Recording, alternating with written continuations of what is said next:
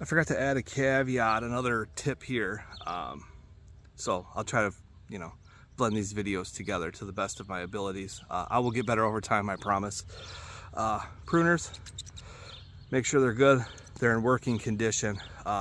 Make sure they're sharp. I always keep one of these in my pocket, sharpener to just run across in between cuts, or as you feel like it's not necessarily pruning as well as it can be.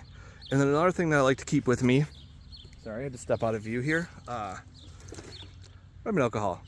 So I try to make sure, well, not I, everybody should try to make sure to disinfect, primarily between trees, if you're doing pruning summer or winter, but definitely between trees. And a tree like this, I'll probably do it periodically between cuts so that the leaf curl doesn't spread to the entire tree, even though it's pretty well covered in it.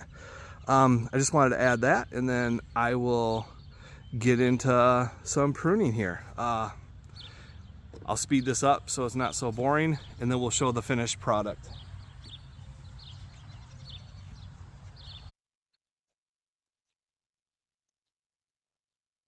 Like I said, open vase is the way to go for these. So that's what I'm trying to maintain here. Try to get rid of some central leaders and make the growth more out instead of up. Crossing branches, this one's growing into the middle of the tree, so this one's gonna go. This one I'll cut back to a bud, kind of just shorten it a little bit. I removed a fruit in that process, but that's okay. There's plenty on here.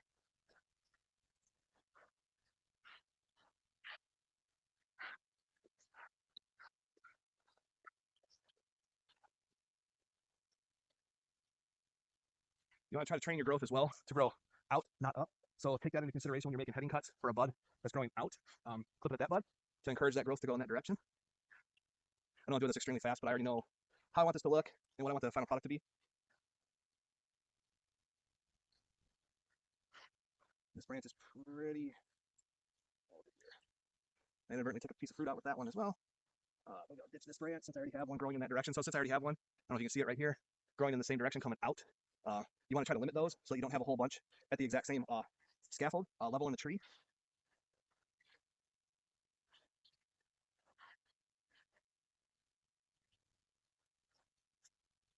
So as I said, a lot of heading cuts just to kind of control that growth, the upward growth, and make it more outward growth. Man, this has a lot of peaches on it actually. We get a nice little harvest from this. That's cool.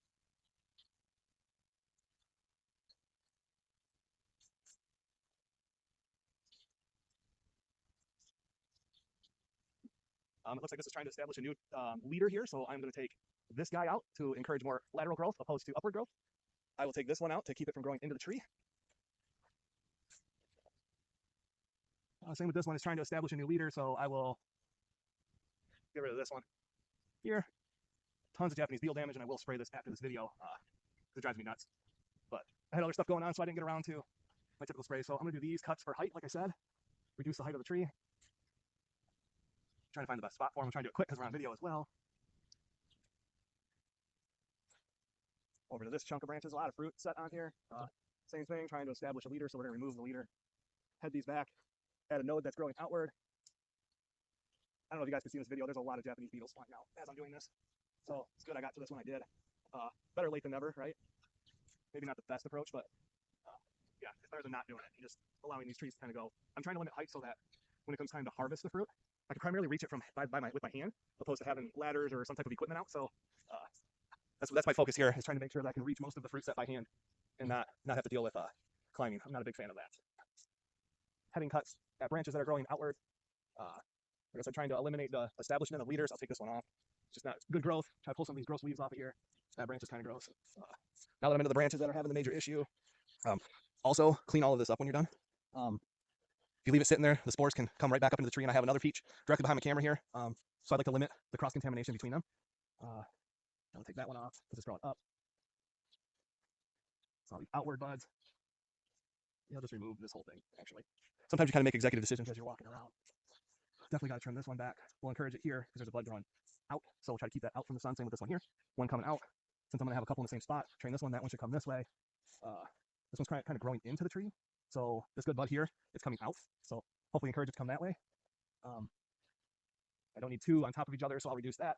Another rule of thumb, you don't want to take more than 30% of the tree as you're pruning in any pruning cycle, dormant or summer prunes. So please keep that in mind as well as you're making your cuts, you know, you got to think ahead in that regard, because you won't see the results from this for another year or two. But yeah, here's a branch growing just right into the middle of the tree, so I'm just going to head it back. There's a lot of fruit on that branch, on the spurs there, the buds, so I want to leave that and not remove the entire branch. Coming around here, let's see, that's a good spot to encourage outward. Another one, fruit on there, so I don't want to remove the whole thing. I think I might just take this entire branch off here. I am reducing, getting rid of a fruit set by doing that, but that's okay. Light and airflow are the two things that you want with any plant material, period. So any way I can help along the plant by doing so, I will. And as you can see, I'm just making the heading cuts as I described, just to kind of limit that upward growth. And yeah, there's a lot of Japanese beetle damage on this, so I'm definitely going to spray this in a short term here once I get done with this video. That looks okay. I'm thinking about this guy here, about maybe just taking that whole thing off. There we go. And the same, walking around, this is growing back into the tree. It does have a fruit set, so I'll try to keep where the fruit is attached and remove the rest of the branch. Maybe this guy here too. Okay, I think I'm pretty satisfied with that. Kind of just reduced the amount of foliage and plant material within the tree. Like I said, promotes sunlight. As you can see, all of these peaches actually are in really good shape, but the light is one of the big factors, and then along with air circulation. So I might go through and nip off a couple more of these after the video stops. But I just kind of thought I'd show you, walk you through what I'm doing. And yeah, so this is the after.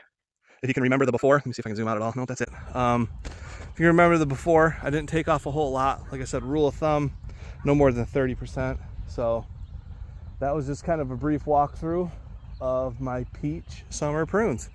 I'm gonna continue with the one behind the camera here, and then I have like a few more over on my other segment of my orchard. So I will continue those today because I wanted to knock peaches out. Then I will spray, as I mentioned a couple videos ago. And yeah, like I said, please comment. We can go back and forth, ask questions. I'm not the expert on everything, but I can hold my own. You like the content, please like and subscribe. Thanks.